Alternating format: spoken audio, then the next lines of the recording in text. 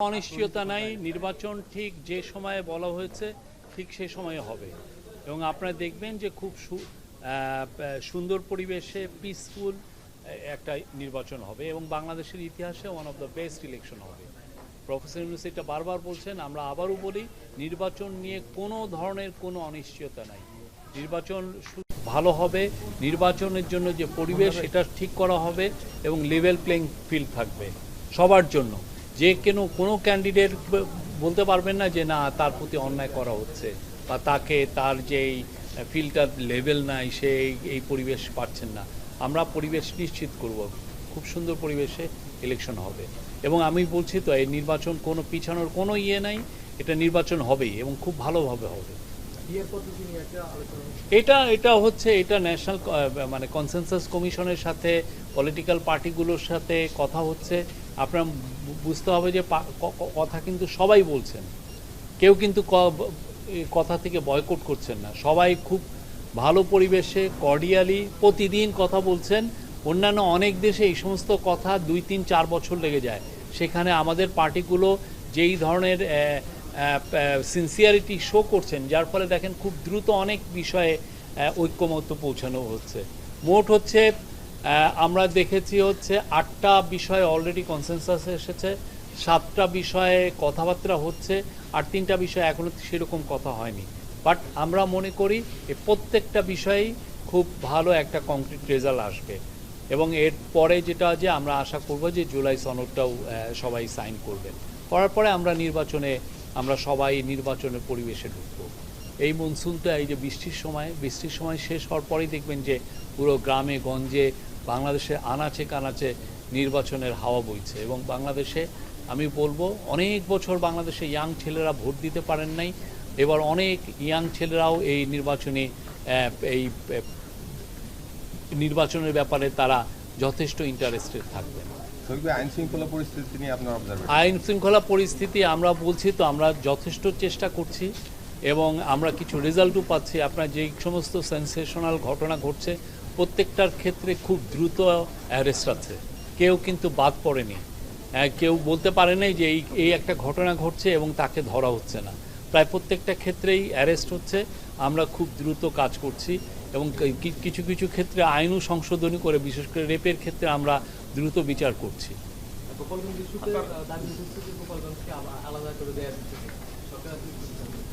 এগুলো না, সরকারের এরকম কোনো প্ল্যান নেই। গোপালগঞ্জের মানুষ, বাংলাদেশের মানুষ সবাই একই মানুষ, হ্যাঁ, কারো প্রতি এই গভর্নমেন্ট ডিসক্রিমিনেট করে না। হ্যাঁ, আমরা মনে করি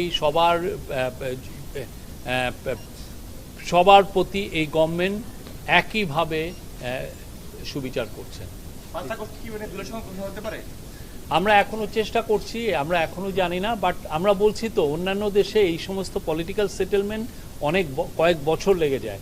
সেখানে আমাদের পলিটিক্যাল পার্টি তারা খুবই প্রতিদিনই প্রায় বসে তারা কথাবার্তা বলছেন এবং আমরা আশা করেছি যে সমস্ত বিষয় এখনও ঐক্যমত্য হয়নি সেই সমস্ত বিষয়ে একটা পার্টিগুলোর মধ্যে এক ধরনের ঐক্যমত্য হবে। একটা প্রশ্ন আছে, এটা হচ্ছে যে এনসিপির উপর যে সহিংসতা হয়েছে গোপালগঞ্জে, সেই বিষয়ে আমরা বিভিন্ন মিডিয়ার মাধ্যমে শুনছি যে মানে বিগত সরকারের আমলে যে সংগঠনের যে নেতাকর্মীরা আছেন, বিশেষ করে নিষিদ্ধ ছাত্রলীগ, যুবলীগ, আওয়ামী লীগের নেতাকর্মীরা ওইখানে আশ্রয় নিয়েছেন, যার কারণে ওই সহিংসতাটা সবচেয়ে বেশি ভয়াবহ হয়েছে। সেটা নিয়ে সরকারের আসলে কি ধরনের উদ্যোগ আছে? আমরা যারা আইন নিজের হাতে তুলে নিয়েছেন, যারা সেদিন ভায়োলেন্সে জড়িত ছিলেন, আমরা সবাইকে আইনের আওতায় আনার চেষ্টা করছি। অ্যারেস্ট হচ্ছে এবং অনেকে বলছেন যে এখানে হিউম্যান রাইটস ভায়োলেশন। আমরা সমস্ত সাংবাদিকদের বলবো আপনারা গোপালগঞ্জ ভিজিট করেন, দেখেন, আমরা সব কিছু নিয়মতান্ত্রিকভাবে লফুলি করছি। ওকে, আর কারো কিছু? থ্যাংক ইউ ভাইয়া, থ্যাংক ইউ সো মাচ। বলি ইলেকশন আমাদের চিফ অ্যাডভাইজার যে সময় বলেছেন ঠিক সেই সময় হবে, একটা দিনও পিছানো হবে না, একটা দিনও পিছানো হবে না। হ্যাঁ, আমরা সেটাই বললাম। Thank you. Okay, thank you ভাইয়া। ব্রিটেন থেকে লাখ চলে এমন অবস্থা যে ওদের ব্রিটেনের ইকোনমির অবস্থা তামাটার অবস্থা হয়ে গিয়েছিল, ওদের এগ্রিকালচার কলাপসের মতো। আয়ারল্যান্ড তো 1/3 চলে গিয়েছিল ইউএসএ তে, ওদের এই পটাটো ফ্যামিনের কারণে, আলুর যে খাদ্যাভাবের কারণে। এখন আয়ারল্যান্ড পৃথিবীর সবচেয়ে রিচেস্ট কান্ট্রিগুলোর একটা, তার পার ক্যাপিটা ইনকাম ইউরোপের সবচেয়ে বেশি। আমরাও তো এরকম দেশ হতে পারি, আমরাও তো। এবং আয়ারল্যান্ডের সোসাইটি সেই সময় কি ভয়াবহ, একের পর এক তার উপরে যুদ্ধ চাপিয়ে দেওয়া হয়েছে, তাকে কলোনাইজ করা হয়েছে, তাকে ভেঙে দুইটা ভাগ করা হয়েছে, তাকে আর এক দল এসে তার জায়গা দখল করে নিয়ে সেই জায়গাটা তার বলছে। তো সেই জায়গা থেকে আমরাও মনে করি যে আমরা যেই জায়গায় আছি, আমাদের এই গোল্ডেন জেনারেশন যে আমাদের যে কাজটা করে দিলেন জুলাই অগাস্ট গত বছরে, যে বিপ্লব আনলেন, যে বিপ্লবের যে আকাঙ্ক্ষা তৈরি করলেন যে একটা নতুন বাংলাদেশ করার, সেটা বাংলাদেশকে মেরামত করবে, আমি এটা নিশ্চিত। আমি এইরকম এত ব্যক্তি নিয়ে কোনো বাংলাদেশে কোনো রেভলিউশন পাইনি, এত ব্যক্তি নিয়ে। 71 হয়েছে কিন্তু ওইটা অন্য রকমের। আমি বললাম তো, আপনার ইপিআর, মিলিটারি, বাংলাদেশি যারা সোলজারটা, পুলিশ, সেখান থেকে বের হয়ে তারা কি যুদ্ধে গেলেন, আর একটা গ্রুপ চলে গেলেন ইন্ডিয়াতে, ইয়াং জেনারেশন, তারা ট্রেনিং নিলেন। কিন্তু এইখানে যেটা হয়েছে যে আপনার ঘরের তৈরি মনস্টারকে আপনি প্রতিটা বাসায় বাসায় দুর্গ তৈরি করে তাকে আপনি ফেস করেছেন। প্রতিটা ইউনিভার্সিটি ছিল আপনার একটা দুর্গ, প্রতিটা স্কুল ছিল দুর্গ, সেই জায়গায় তৈরিছে। তো এই যে জেনারেশন, তার যে ব্রেভারি, তার যে কারেজ, তার যে চাওয়া, এটা বাংলাদেশকে নেওয়া। এই জায়গা থেকে বাংলাদেশ আর পিছনে ফিরে তাকাবে না। কিছু বাপ্পি রাইট হবে, মাঝে মধ্যে অমসৃণ পথ আসবে, বাট দ্যাট ইজ, আমার মনে হয় এটা ঠিক করতে বেশিক্ষণ লাগবে না। হাসিনার মতো ব্রুটাল ডিক্টেটরকে যারা দাঁড়াতে পারেন, তাদের পক্ষে বাংলাদেশের এই মাটিতে আর একটা ব্রুটাল ডিক্টেটর তৈরি হওয়া মহা কঠিন। আর একটা আমার মনে হয় না এটা হবে, অসম্ভব। এবং আপনারা যা চাচ্ছেন, যে বাংলাদেশ চাচ্ছেন, সে বাংলাদেশ শুধু পলিটিক্যাল গ্রাউন্ডেই থাকবে না, সে বাংলাদেশ তৈরি হবে বিজনেস সেক্টরে, আমি বলেছি কৃষি সেক্টরে, সে বাংলাদেশ তৈরি হবে খেলাধুলায়, সে বাংলাদেশ তৈরি হবে নতুন লেখালেখিতে, নতুন কালচারে, নতুন নাটকে, নতুন সিনেমায়। এই বাংলাদেশ প্রাউডলি দাঁড়িয়ে থাকবে। আমরা অনেক গল্প শুনি, বাংলাদেশিরা অনেক প্রাউড, কিন্তু আপনি যদি অনেক জায়গায় দেখেন যে বাংলাদেশের অ্যাচিভমেন্ট অনেক জায়গায় আমরা খুবই কম। আমরা সেই জায়গাটায় যেতে চাই যেখানে আমরা একের পর এক ওয়ার্ল্ডের নোবেল লরিয়েট হবে। এক প্রফেসর ইউনুস না, আমাদের অন্তত 100টা নোবেল লরিয়েট হবে, সেই জায়গায় আমরা যেতে চাই। আমাদের একটা কোম্পানি, 3-4টা কোম্পানি তো $1 বিলিয়ন কোম্পানি, আমরা 100টা কোম্পানি চাই $1 বিলিয়ন কোম্পানি, যারা তার ফিল্ডে গ্লোবাল ওয়ার্ল্ডে ডোমিনেট করবে। এমন আমাদের ওদের ওয়ার্ল্ডের সিলিকন ভ্যালির মতো আমাদের এখানে 5-10টা সিলিকন ভ্যালি যাতে তৈরি হয়। এগুলো যে অসম্ভব এমন কিছু না, অসম্ভব তখনই যখন একটা দেশের পলিটিক্যাল স্ট্যাবিলিটি না থাকে। আমার মনে হয় এই golden generation political stability ensure করবে, এবং এটা অনেক বছর থাকবে। আর একটা যে ফ্র্যাকচার সোসাইটির মধ্যে যে ফ্র্যাকচার, যাকে নিয়ে আমাদের পলিটিশিয়ানরা খেলেন, আমাদের বুদ্ধিজীবীরাও মাঝে মধ্যে খেলেন, আমাকে আপনার এগেনস্টে লাগিয়ে দেন, সেকুলারকে রিলিজিয়াস পিপলের পিছনে লাগতে হয়, আবার রিলিজিয়াস পিপল সেকুলার পিপলরা ডিসকাস করেন, সেকুলার পিপল।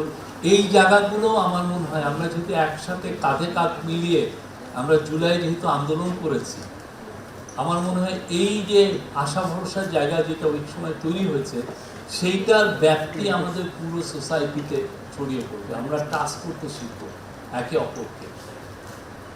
এই টাচটা খুব ইম্পর্টেন্ট এই সোসাইটিতে। এই ট্রাস্টের জায়গাটা তৈরি করাটা খুবই খুবই ইম্পর্টেন্ট।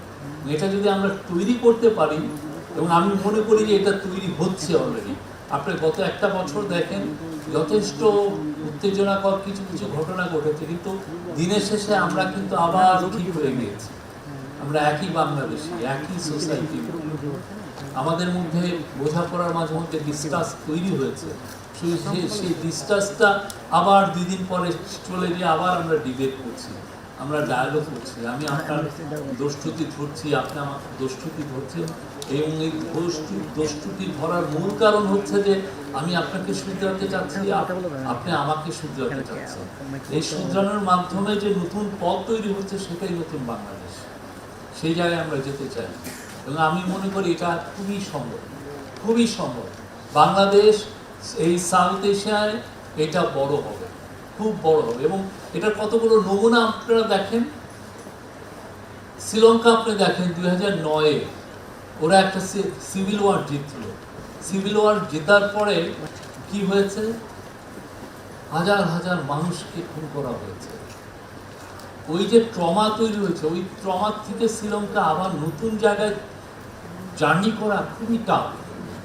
ওই ট্রমা থেকে তো বের হওয়া যায় না, খুবই। আপনি সিভিল ওয়ারে যারা হারলো তাদেরকে আপনি যদি হিউম্যান রাইটসের রিপোর্টগুলো পড়েন, হিউম্যান রাইটস গ্রুপগুলো, ভয়াবহ অবস্থা।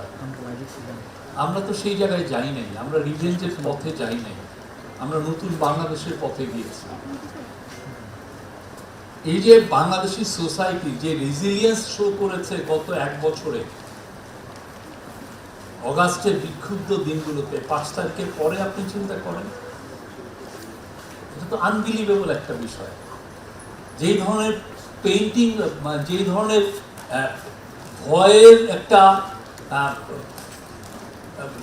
পরিবেশের কথা সবাই চিন্তা করেছিলেন, যে একটা ভয়ের, সত্যি কি সেই ভয়ের পরিবেশ তৈরি হয়েছে? আমি তো দেখি পুরো আমাদের, হ্যাঁ, দু একটা ঘটনা ঘটেছে খুবই অনাকাঙ্ক্ষিত, এটা না হলে আরো ভালো হতো, কিন্তু আমাদের society as a whole behave like a adult person. Adult তারা শো করেছে যে না, they are adult people. Young ছেলে মেয়েরা পথটা দেখিয়েছে কিভাবে তারা রাস্তায় দাঁড়িয়ে, পুলিশ নাই, তারা ট্রাফিকের ডিউটি দিয়েছে, থানার সামনে দাঁড়িয়েছে, দুর্গাপূজার সময় তারা মন্দির পাহারা দিয়েছে।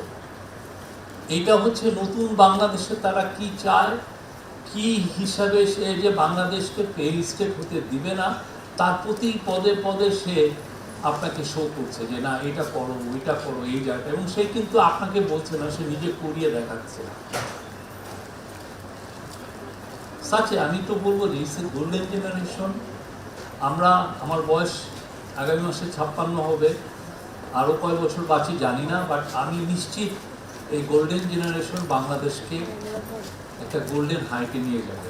এটা একটা ব্রিলিয়ান্ট একটা জায়গায় আমরা যাব। পৃথিবীর জন্য আমরা একটা, সবার জন্য একটা কি বলবো, একটা এক্সাম্পল সেট করব সবার জন্য। বাংলাদেশে যেই বছরের পর বছর যেই সমস্ত অলিখিত জিনিস আমরা বলতেও ভয় পাই, সেই কাজগুলো আর হবে না। এখানে প্রত্যেকটা মেয়ে বড় হবে ফুল সেফটি অ্যান্ড সিকিউরিটিতে, প্রত্যেকটা মাইনরিটি বড় হবে ফুল সেফটি অ্যান্ড সিকিউরিটি। সবাই, কারো আমরা কোনো রিলিজিয়াস, তার কোনো সোশ্যাল কালচারাল রাইটকে আমরা ডিপ্রাইভ করব না।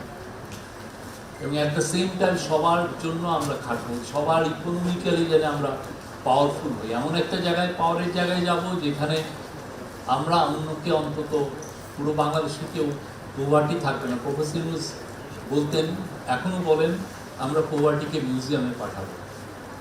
সে খুবই সম্ভব, ওই জায়গায় যাওয়া খুবই সম্ভব এবং একটা জেনারেশনের সামনে। চায়না দেখিয়েছে 1 জেনারেশনে আপনি একটা বড় লোক হতে পারেন, আপনি একটা আপার মিডিল ক্লাস ন্যাশন হতে পারেন।